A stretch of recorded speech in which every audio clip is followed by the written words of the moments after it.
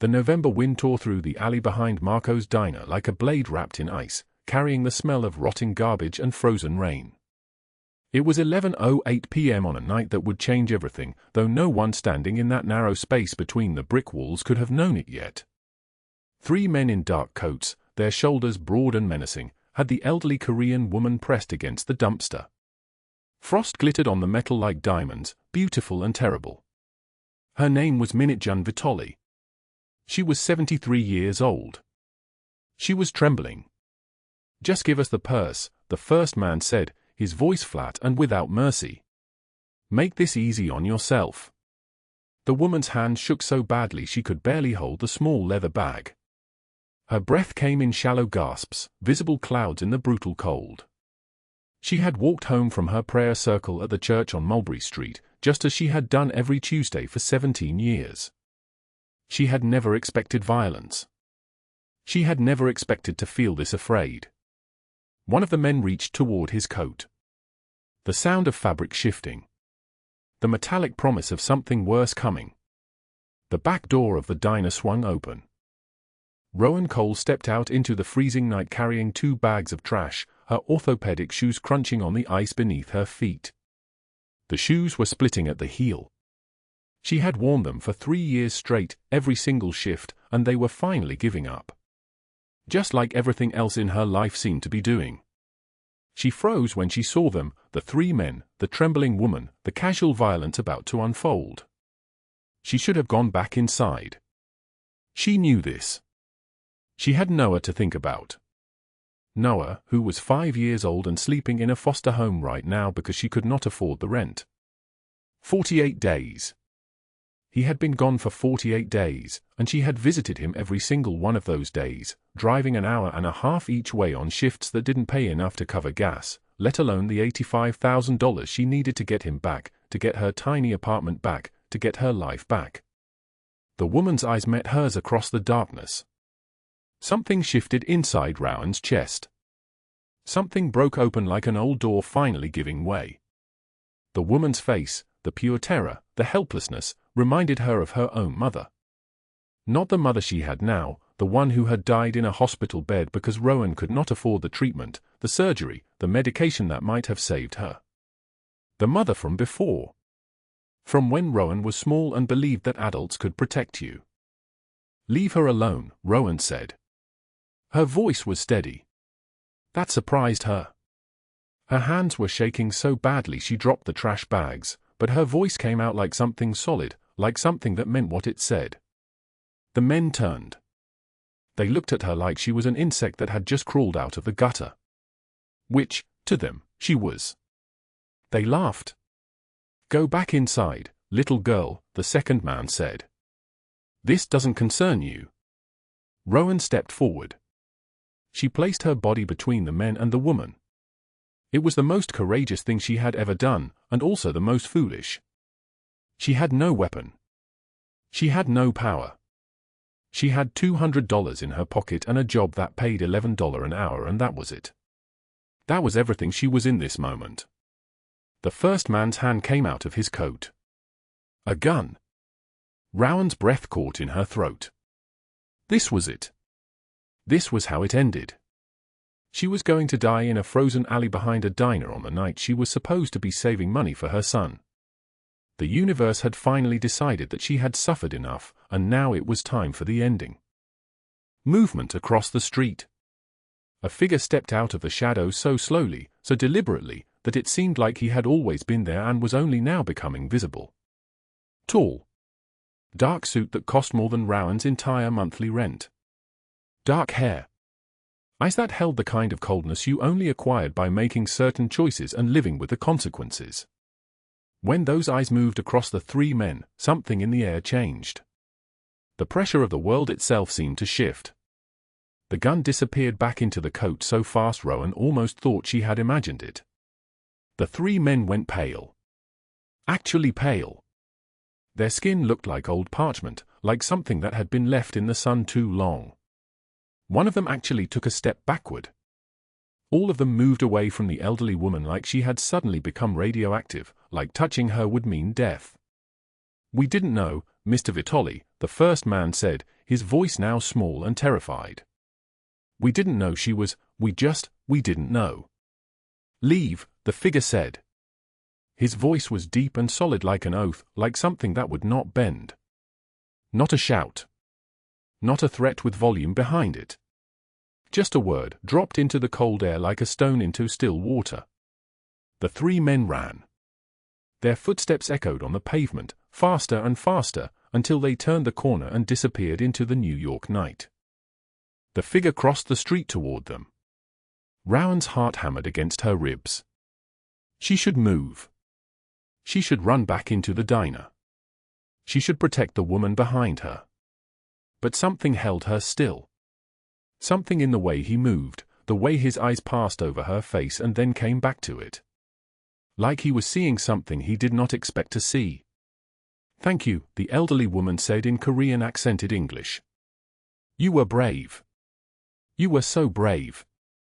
Dante Vitale looked at the woman his security team had been following from a distance all evening. His own mother. He had arranged for them to watch her, to make sure she stayed safe, to ensure that the neighborhood knew what he owned and what he protected. He had been testing his security protocols, standing across the street with his hands in his pockets, watching the usual invisible net around her. He had not expected a waitress in a stained apron and broken shoes to step between his mother and a loaded gun. He had not expected to feel anything break open inside his chest. In 15 years, since his brother had betrayed him and taught him that loyalty was measured in blood and that everything else was illusion, Dante Vitale had not felt anything break open inside his chest. He had sealed it shut. He had locked the door and thrown away the key. He had become the kind of man who protected his family through fear and power and absolute control, never through vulnerability, never through the kind of courage that would make you stand in front of a gun for a stranger. "Get her inside," Dante said to Rocco, who had appeared from the darkness like a ghost, like he had been there all along. "Make sure she is warm. Make sure she has whatever she needs." Rocco moved quickly, gently taking the elderly woman's arm. Minijun looked back at Rowan one more time, gratitude and something like recognition burning in her eyes. Then they were alone. Dante and Rowan. The cold wind. The smell of the city at midnight. The sound of a siren somewhere far away, the bass note of New York's endless rhythm. "What is your name?" he asked. "Rowan," she said. Her voice was barely a whisper now, shattered like glass. "Rowan Cole." He nodded slowly, as if committing it to memory, as if it were the most important word he had ever heard. Behind him, lights came on in black SUVs parked along the street. Men in suits watched with the kind of careful attention that meant everything that happened in this alley was being noted, filed away, understood as significant. "Go back inside, Rowan Cole," he said finally. "And thank you for what you did tonight." He walked back across the street without waiting for a response. Within seconds, the SUVs pulled away from the curb and disappeared into the Manhattan darkness. The alley was empty again except for the trash bags she had dropped, scattered across the frozen ground. Rowan stood alone in the cold, her heart still hammering, her hands still shaking, not understanding that everything in her life had just shifted on its axis. Not understanding that the man who had saved her from those three men was going to become the reason she had to choose between disappearing to protect him or staying and risking everything. Not understanding that across the city, in a mansion on the Upper East Side, two people were having a conversation that would set in motion a cascade of events designed to destroy her completely. The wind howled through the alley again, and Rowan wrapped her arms around herself and went back inside to finish her shift, to count the tips she had made, to calculate how many more hours she would need to work to save the money she needed to get Noah back. She did not know what was coming. She had no idea that in just a few hours, at 3:22 in the morning, she would be sitting alone in an empty diner booth with $200 in crumpled bills spread out in front of her, counting it down to the last penny, knowing she had 5 days left before the red-inked deadline on the eviction notice became irreversible. Before we continue, drop a like if this story has already grabbed you. Share it with someone who needs to hear about Rowan's courage. Subscribe so you don't miss the next part, because what happens next will shock you. Now let us go back to the beginning of that day, to 3:22 in the morning, when everything Rowan had left in the world could be counted out on a table in an empty diner, and 5 days was all the time she had remaining. The clock on the wall of Marco's diner read 3:22 in the morning. The black and white checkered floor, worn smooth in the pathways where thousands of feet had walked across it for 30 years, stretched out empty except for Rowan Cole sitting alone in a corner booth. The fluorescent lights buzzed overhead, casting a greenish tint across everything, making the world look like it existed underwater. She spread the bills across the table in front of her. Ones and fives, damp from sweat, crumpled from being stuffed in her apron pocket through 2 double shifts. She counted them again. $43. Then she added the mental math of her paycheck, still pending, still promised. $200 total. She stared at the number like it might transform into something larger if she looked hard enough. The eviction notice lay beside her coffee cup. The red ink of the deadline seemed to glow in the fluorescent light. 12 days marked in a bureaucrat's careful handwriting. 12 days before she lost the apartment. 12 days before Noah went into the system. She did not have 12 days. She had 5. Anthony Marchetti did not care about official deadlines. Anthony Marchetti did not wait for paperwork to be processed. He had already made his intentions clear through text messages she did not respond to, through a car that followed her home 3 nights ago, through the way Officer Brennan's eyes slid away from hers when she filed her report. The police department had his money. That much was obvious now. That much had always been obvious. Rowan's orthopedic shoe sat on the floor beneath the table. The heel of the left one had worn through completely, the material separating from the sole, so when she walked she could feel the cold linoleum against her bare skin with every step. She had bought them 8 years ago, before Noah was born, before the fire, before everything. The podiatrist had prescribed them for the pain in her feet that came from standing 14 hours a day. She had kept them because they still worked, and buying new ones was a luxury she could not afford. The diner manager, Tony, appeared from the kitchen. He was a thick-chested man with grey hair and a gold cross hanging from his neck. The cross had belonged to his mother. He had told Rowan this once, years ago, when she first started working for him. He was a good man, which made what he was about to ask her worse. Rowan. He stood at the edge of the booth. I know you just finished your shift, but we're short tomorrow. Double shift starting at 4 in the afternoon. She looked up from the bills. Her eyes felt like they were made of glass. Like if she blinked too hard they would shatter. Yes, she said. Of course. I'll be here. Tony's face showed a flicker of something. Sympathy, maybe. Pity, certainly. He was a good man, but he was also a man who did not understand what it meant to have 5 days to find $85,000. He did not understand what it meant to know that if you failed, the system would take your child. She left the diner at 4:03 in the morning. The sky was still completely black, stars visible above the city, frost coating every car window with geometric patterns like lace. Her breath came out in clouds. The cold burned her lungs. She had walked 6 blocks before she remembered the pay phone on the corner of Amsterdam Avenue. Her cell phone had been shut off 2 weeks ago. She could not afford the bill. The pay phone took quarters. She had to. She dialed the number for the 19th precinct. The dispatcher connected her to the night desk. Officer Brennan answered on the 4th ring. She could hear him moving, papers shuffling, the sound of him settling back in his chair like he was preparing for an unwelcome conversation. Ms. Cole. His voice was heavy with the weight of this call, the 4th one she had made in 2 weeks. What is it now? He followed me again yesterday. The black Mercedes. New York plates, I couldn't see the full number, but it was. Ms. Cole. Brennan's voice cut across hers like a blade. We've been through this. Has he touched you? Has he made a direct threat? He doesn't have to. I know what he wants. I know what he's capable of. You don't have evidence of that. Brennan's breathing was audible through the phone. Has he verbally threatened you? She had no evidence. That was the point. That was why this was a nightmare from which she could not wake. Anthony Marchetti was smart. He never said the things he meant directly. He had men do his talking. He had dirty cops on his payroll. He had all the time in the world. "No," she said quietly. "Not in those words. Then we can't file a report. You need to stop calling here, Ms. Cole. You're using up resources that—" She hung up. She placed the handset back on its cradle. The cold was so intense now that it felt like it was entering her body through her skin, settling in her chest, freezing her from the inside out.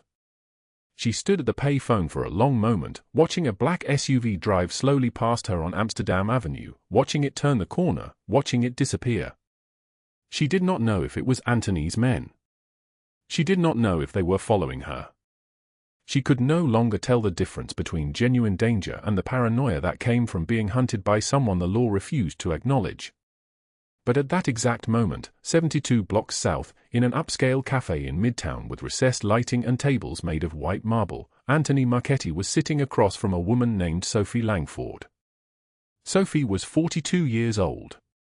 She wore a charcoal cashmere coat that cost more than Rowan made in 6 months. Her blonde hair was styled in a blowout that required a visit to a salon every week. She was beautiful in the way that money made beauty possible, perfect in all the ways that came from never having to worry about anything. For years ago, at a charity gala where Sophie had been the guest of honor, a waitress had spilled red wine down the front of Sophie's Valentino dress. The waitress had apologized profusely. The damage was only cosmetic. But the photograph taken that moment, the one that captured Sophie's humiliation, had circulated on social media. And that waitress, despite her apologies, had never been fired from the catering company. She had kept her job. She had kept her dignity. Sophie had not forgotten. Sophie did not forget slights, real or imagined. "She has a son," Anthony was saying, stirring his espresso with a small silver spoon. 6 years old. Lives with a neighbor most nights because she's always working. She's trying to keep him out of the system. "And you want to put him in the system," Sophie said. This was not a question. This was a statement of understanding. This was the sound of two people recognizing in each other a shared capacity for cruelty. "I want her to understand that saying no to me is not an option." Anthony's voice was quiet. The espresso cup was small enough to disappear entirely in his hand. "I want her to understand that everything she loves can be taken away." Sophie smiled. It was the smile of a woman who had been waiting for years for this conversation. "I have access to something useful," she said. "A name. A contact at Child Protective Services. Someone who owes me a favor. If the apartment situation becomes unstable enough, if the reports are filed in the right sequence, if the right documents go to the right people." She trailed off. She did not need to finish. They both understood what came next. "How much?" Anthony asked. "Nothing. I will do this for free. I will do this because watching her lose that child will be payment enough." Sophie picked up her cappuccino. The foam was sculpted into a perfect heart. "When do you want to start?" "Monday," Anthony said. "I want to give her time to understand that her choices are running out. Then on Monday, we begin." The plan, in its simplicity, was devastating. It required no violence. It required no broken laws, or at least no broken laws that anyone could prove. It required only two people with money and connections and the kind of patience that came from knowing that the system itself was a weapon that could be wielded against the vulnerable. Back on Amsterdam Avenue, Rowan walked toward the apartment building where Noah was sleeping. Mrs. Chen, her neighbor, had left the door unlocked as she always did. Rowan climbed the stairs quietly, moving past the second-floor landing where graffiti covered the walls, past the broken window that the landlord had never fixed, past the water stain that had spread across the ceiling like a bruise. Noah was asleep on Mrs. Chen's couch, curled into a tight ball, his small hands clenched into fists. He was 6 years old and already knew how to be quiet. Already knew how to make himself small. The scar on his left shoulder, thin white lines from the fire, caught the light from the window. Rowan lifted him carefully. He was warm and heavy with sleep. She carried him back to the apartment, which was cold enough that she could see her breath. She did not turn on the heat because she was behind on that bill. She did not turn on the lights because she was trying to save money on electricity. She laid Noah in his small bed and pulled the blanket over him. He did not wake. He had learned not to wake. He had learned not to ask for things. He had learned, at 6 years old, how to wait for his mother to solve impossible problems. She stood in the doorway watching him breathe, watching the rise and fall of his small chest, and understood with complete clarity that everything she did now, every shift she took, every moment she endured, was happening in the shadow of a deadline she could not meet. The radiator in the apartment clanked and hissed, struggling to push heat through pipes that had not been updated since the building was constructed. Outside, the city continued its relentless turning. Somewhere in those streets, a man named Dante Vitale was preparing for dawn. He was unaware that his brother's betrayal, committed 15 years ago, was about to be connected to a woman named Rowan Cole. He was unaware that at 3:22 in the morning, a woman with $200 and 5 days was about to become the reason his entire world changed. The radiator hissed again. The apartment grew colder. And Rowan sat in the dark, watching her son sleep, and understood that she had never felt more alone. The alley behind Marco's diner was narrow enough that the brick walls seemed to lean inward, trapping the cold. It was 11:51 p.m. on a Tuesday in November, the kind of night when the city felt like it was holding its breath. Rowan pushed through the metal back door carrying 2 black trash bags heavy with the scraps of other people's meals. The door clanged shut behind her, the sound swallowed almost immediately by the wind that cut through the space like a blade wrapped in ice. She took 3 steps toward the dumpster before she saw them. 3 men in dark wool coats, their shoulders broad and purposeful, surrounding an elderly Korean woman near the far corner where the single dim bulb cast weak yellow light that seemed to make the shadows deeper instead of lighter. The woman was maybe 70, small-boned and elegant even in her fear, wearing a camel-colored coat and a silk scarf tied at her neck. One of the men had a gun visible in his waistband, the metal catching what little light existed.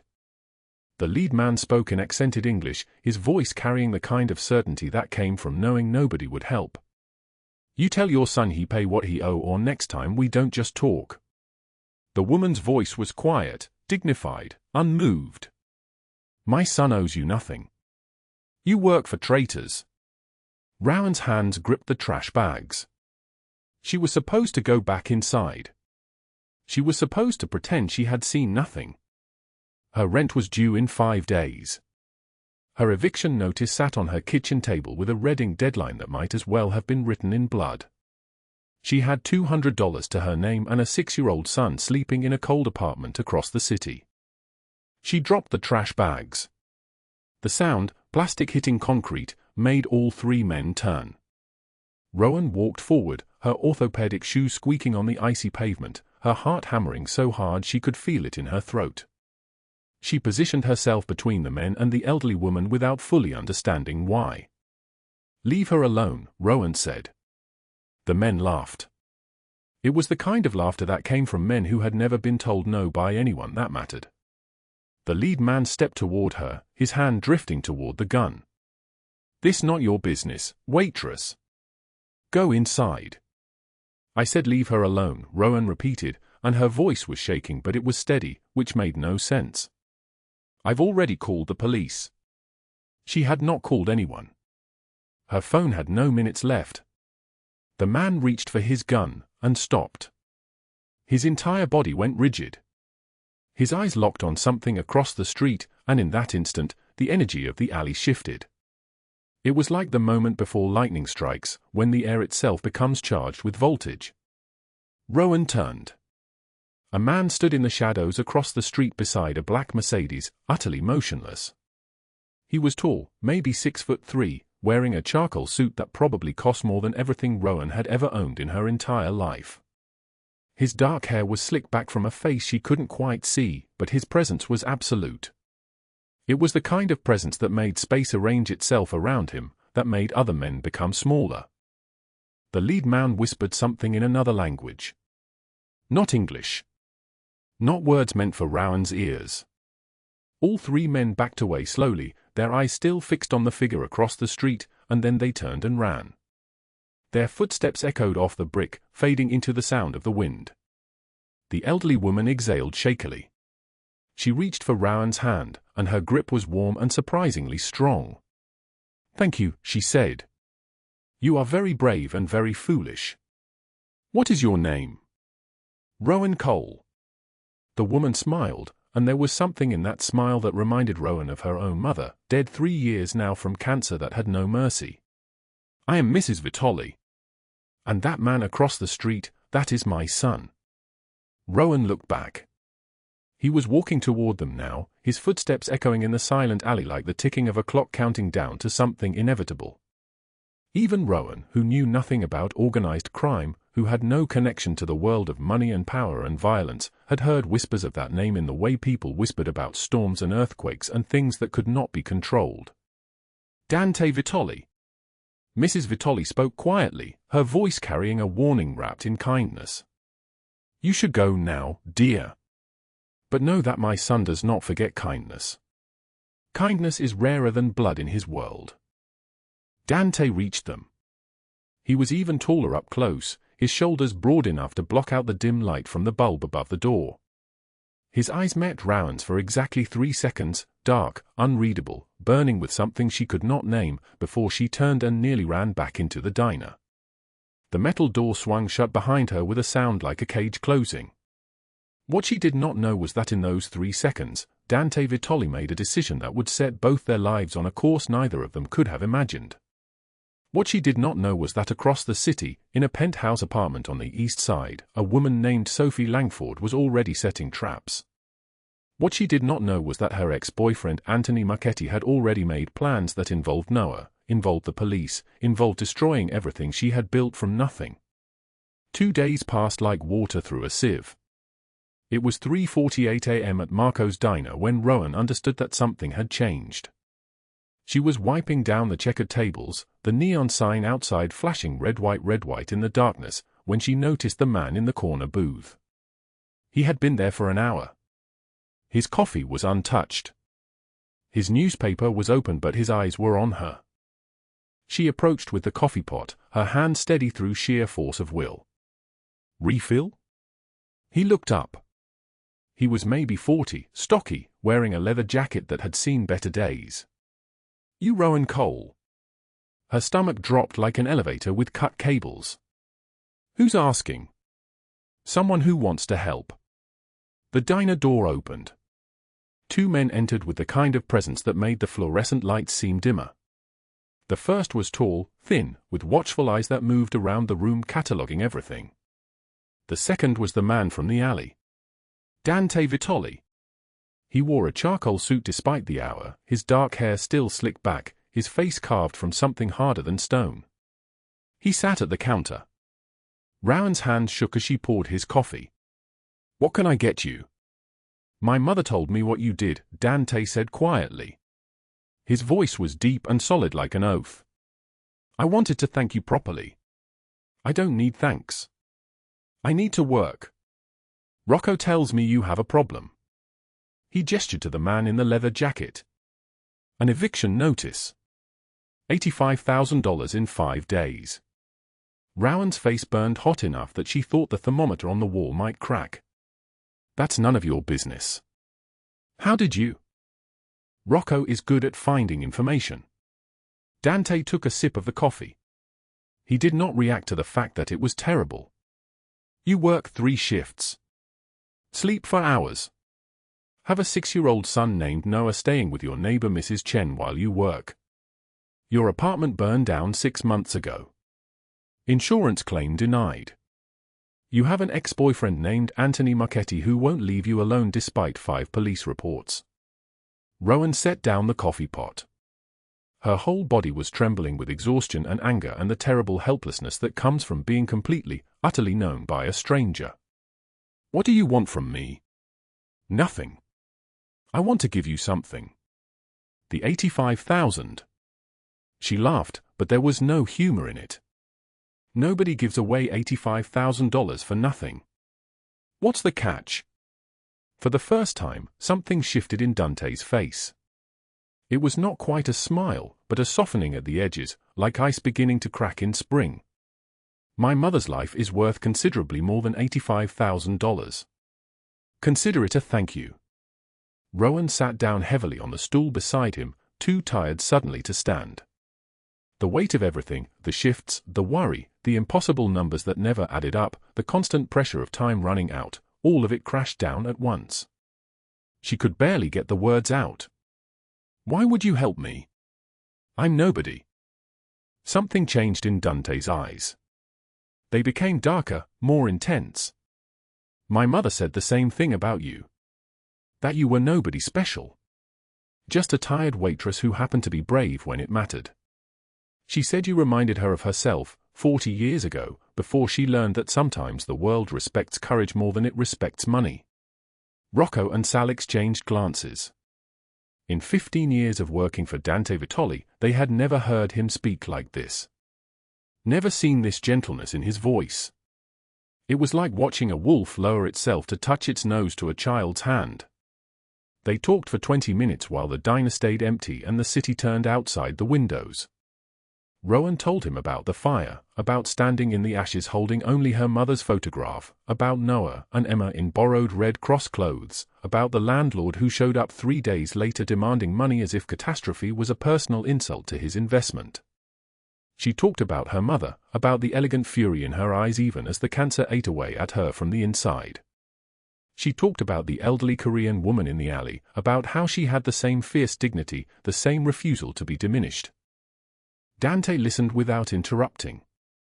When she finished, he said quietly, I know what it is to lose everything to fire. My brother, he burned down our family business 15 years ago. Sold our suppliers to our enemies. Tried to kill my mother for the insurance money. I had to choose between mercy and survival. I chose survival. He disappeared the next day. Rowan stared at him.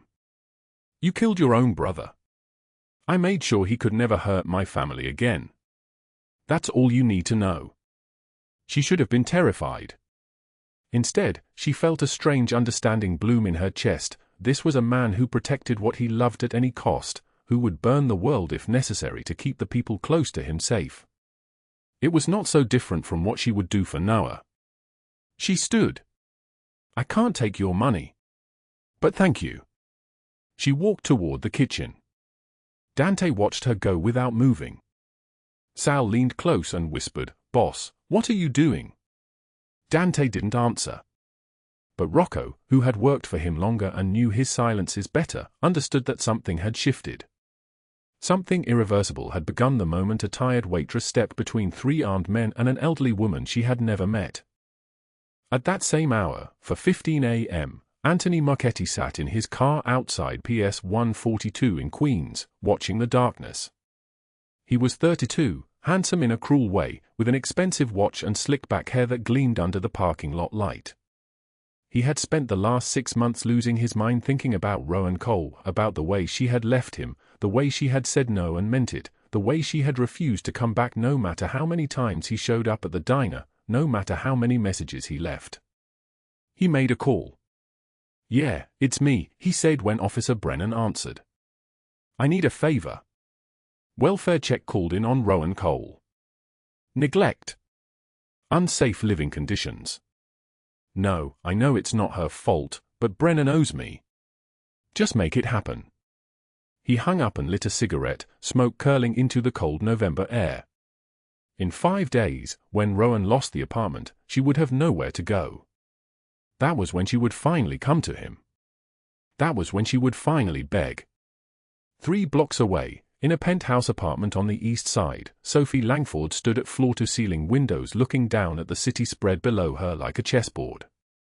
She was 41, blonde, perfectly maintained, wearing a white cashmere sweater and diamonds that caught the light from the buildings across the street.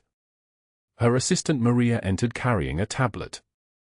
Everything you requested, Ms. Langford. Sophie took the tablet. Photos of Rowan Cole appeared on the screen. Rowan at the diner, Rowan walking with a small boy, Rowan counting money with her head bowed. For years ago, Sophie said quietly, her voice like winter, there was a charity gala. I spent 6 months organizing it. Wore a $12,000 gown. Had Senator Morrison ready to announce his support for my foundation. She scrolled through the photos. And then this nobody, this waitress working the event, accidentally spilled wine on her uniform, and the senator, instead of being angry, gave her his jacket and spent the rest of the night talking to her about her sick mother, about her dignity in poverty. Everyone talked about her for weeks. Poor brave Rowan. They barely remembered I was there. Maria looked confused. That's why you. Because she took what was mine without even trying, Sophie interrupted. Her hands were shaking slightly. Because everyone loved her for being pathetic. For being broken. Well, I'm going to show everyone what she really is. I'm going to take that boy away from her. I'm going to destroy her so completely that when she's finished, she'll wish those men in the alley had done worse. But what neither Sophie nor Anthony knew was that Dante Vitale had already assigned Rocco and Sal to watch Rowan 24 hours a day. That he had already made calls to ensure the eviction notice would disappear. That his interest in this tired, brave woman was becoming something his own men could not quite understand, something that looked a lot like the beginning of love. At 2:33 in the morning, Rowan Cole stares at the eviction notice on her kitchen table. The red ink deadline bleeds through the paper like a wound that won't close. 12 days. That was 5 days ago. Now there are 7 days left, and the apartment is so quiet she can hear the radiator's metallic clanking, each sound like a hammer striking her chest. She counts the money in her wallet for the 100th time. $217. Not enough.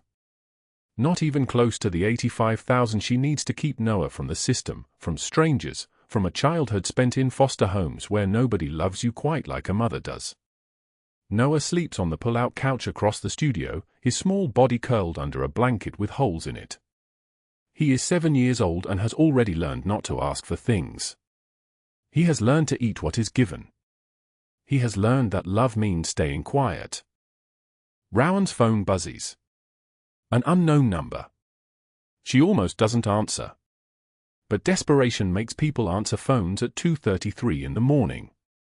Hey, Rowan. Anthony Mucchetti's voice slides through the speaker like an oil slick. I heard about your money problems. Her stomach tightens. How did you get this number? I know people. I know you can't pay that rent. I know CPS is investigating you for neglect. Yeah, I made sure of that.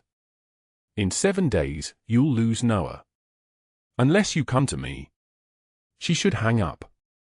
She has hung up on him 17 times. But something in his tone, something that sounds like certainty, makes her voice shake when she speaks. I told you. I'm not interested. You think you have a choice? His voice hardens, becomes something with teeth. I can make it all go away. The eviction. The investigation. All of it. Rowan. Just have dinner with me. Just one conversation. She ends the call. Her hand trembles as she sets the phone down. At 3:17 in the morning, Rowan walks to the kitchen drawer. She pulls out a bottle of sleeping pills, the kind the hospital gave her after the fire that killed her mother, the kind she never took because someone had to stay awake. Someone had to survive. She opens the bottle. The pills are small, white, innocent looking. She counts them out onto the table. 10. 20. 30. Outside her window, frost covers the fire escape in delicate patterns like something beautiful designed by something cruel. The stars are sharp as diamonds in the clear winter sky. She thinks about Noah waking up and finding her like this. She thinks about him being alone. And then she thinks about him in a group home, in a bed that isn't hers, with people who measure love in compliance instead of presence. She fills a glass of water. She sits at the kitchen table. Her hands shake. She sets down the pills. She cannot do this. Not to Noah. Not to herself. Her mother fought cancer for 18 months and never gave up. Her mother died fighting. Rowan will not die like this, not sitting at a kitchen table counting pills. Not like a coward. She sweeps the pills back into the bottle with a shaking hand. At 4:51 in the morning, Rowan sits at the same kitchen table and begins writing on the back of the eviction notice. Her handwriting is shaky from exhaustion and something that feels like acceptance. Dear Mr. Vitale, I want to thank you for your kindness. Your mother is a remarkable woman and you are lucky to have her. I can't accept your money because I understand now that people like Anthony won't stop coming for me.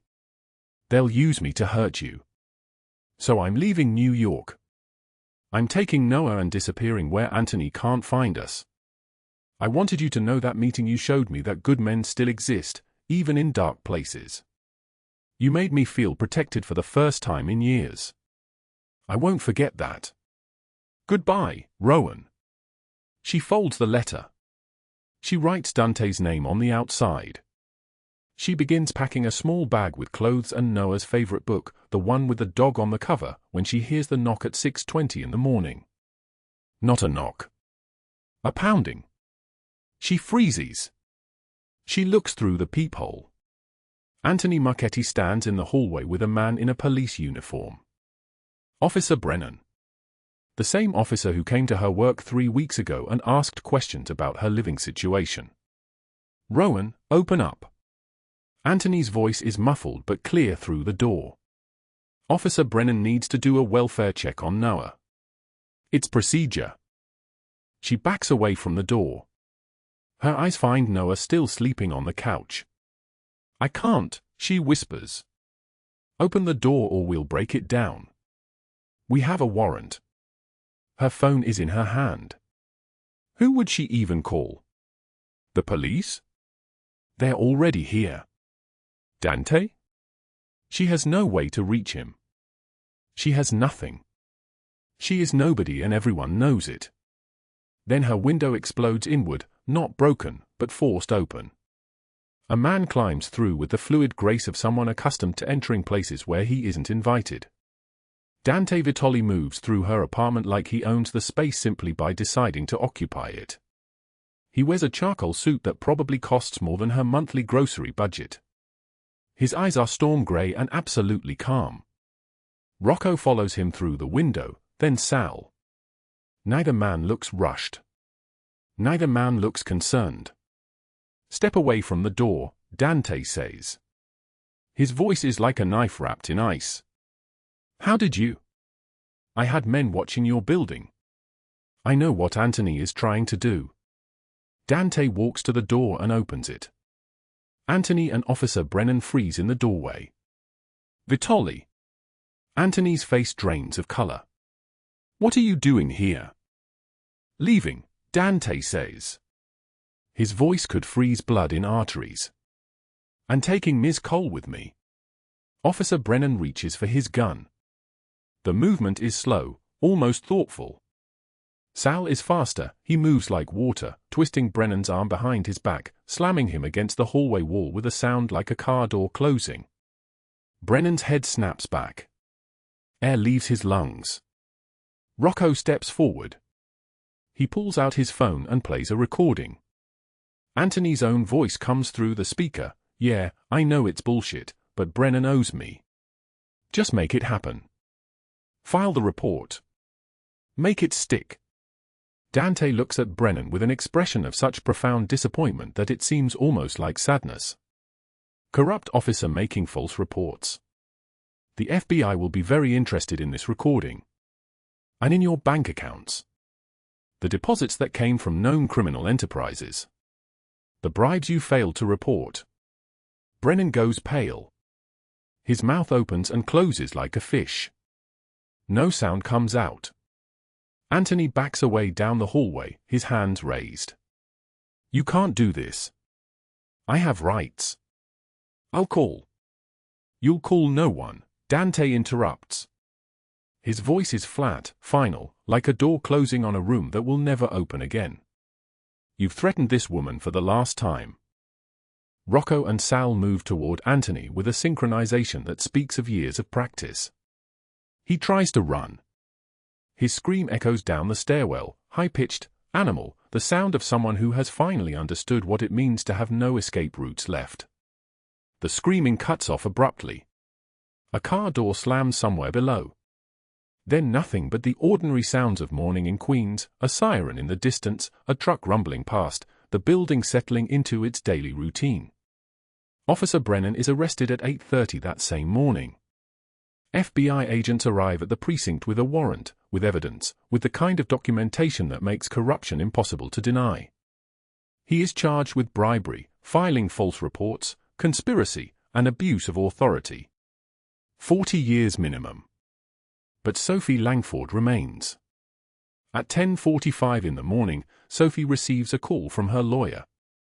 She is standing in her penthouse, looking out at the city when her phone rings. "Ms. Langford, we have a problem." Sophie closes her eyes. She has heard this tone before. It never brings good news. "What kind of problem?" "Someone has leaked your financial records. Your offshore accounts. The tax evasion. The fraud in your foundation's accounting. Everything. The SEC is already requesting documentation. The IRS has opened an investigation. There's going to be a federal inquiry." The phone feels heavy in her hand. "Who did this?" "I don't know. But it's thorough. It's professional. It's devastating." At 3:30 that afternoon, FBI agents arrive at Sophie's penthouse. Lead Agent Morris is a woman with grey hair pulled back tight and a voice like steel. She shows the warrant with the courtesy of someone who doesn't need to be courteous. "Sophie Langford, you're under arrest for tax evasion, wire fraud, embezzlement from a non-profit organization, and conspiracy to file false reports with law enforcement." Sophie screams. She screams that it's a mistake. She screams that she has lawyers, that she has friends in the Senate, that nobody can do this to her. Her perfectly maintained composure cracks like a mirror. Mascara runs down her face. Her blonde hair falls out of its arrangement. As they lead her out in handcuffs, the lobby fills with reporters. Cameras flash like lightning. She covers her face, but it doesn't matter. The images are already being broadcast. The evening news shows her being pushed into a federal vehicle, her foundation being dissolved, her wealth being seized, her name becoming a punchline. Federal prison. 40 years minimum. Too quick, too easy, too merciful, but systematic destruction nonetheless. Justice is not always delivered by men in dark suits climbing through windows. Sometimes it arrives in the form of financial records, leaked to the right people at the right time. Sometimes it looks like the slow, methodical dismantling of everything someone spent a lifetime building. By midnight, Rowan and Noah are gone from the apartment in Queens. Dante drives them himself in a black car with tinted windows. Noah sleeps against her shoulder, his hand curled around her jacket. Rowan stares out at the city lights sliding past. She thinks about the letter she didn't leave. She thinks about the pills she didn't take. She thinks about the woman she was 72 hours ago and the woman she is now. Dante's voice breaks the silence. "You were going to leave. It is not a question." "Yes." "Why didn't you?" Rowan doesn't answer immediately. Outside, the Verrazzano Bridge appears in the distance, its lights reflecting in the dark water below. "Because running would have meant I still believed I was nobody. That I deserved to disappear. But I'm not nobody. Noah's not nobody. We deserve to exist. We deserve to stay." Dante's hands grip the steering wheel. His knuckles are white. Every day we choose between fear and trust, between closing ourselves off and opening our hearts. That evening, after Noah drifts into sleep upstairs in the safe house, his small hand still clutching the toy truck Dante brought him, Rowan sits at the kitchen table with a cup of tea she hasn't touched. The steam rises and disappears. Rises and disappears. Outside, Brooklyn stretches quiet beneath the stars, and Rowan realizes she cannot remember the last time she sat in a room without counting the minutes until she had to leave. Dante enters. His suit jacket is gone.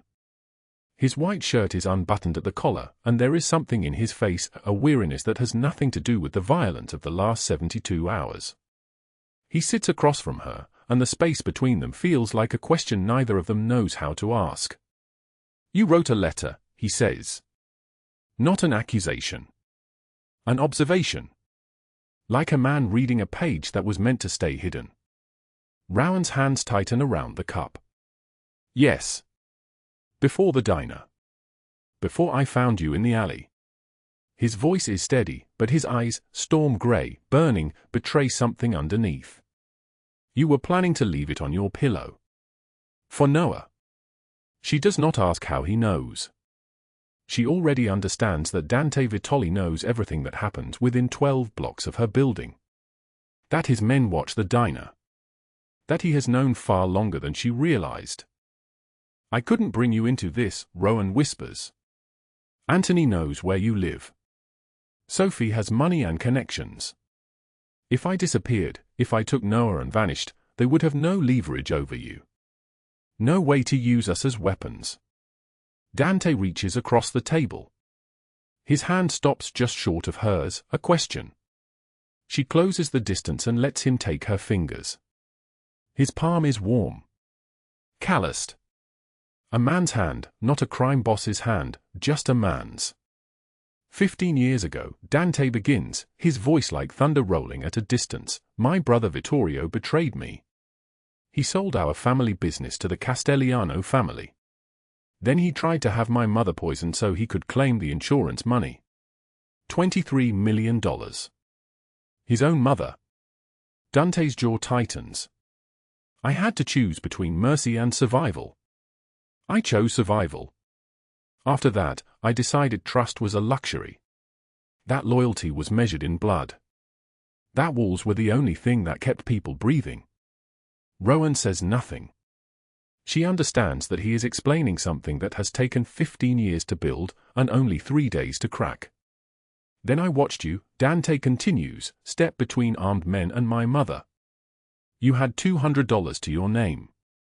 You were days away from losing your child. And you saw a woman in danger, and you didn't think. You just acted." He pauses. "That's when I knew the walls I built were never protection. They were a prison." Rowan's eyes fill with tears, but she does not look away. "What happens now?" "Now," Dante says, his thumb brushing across her knuckles, "you stay.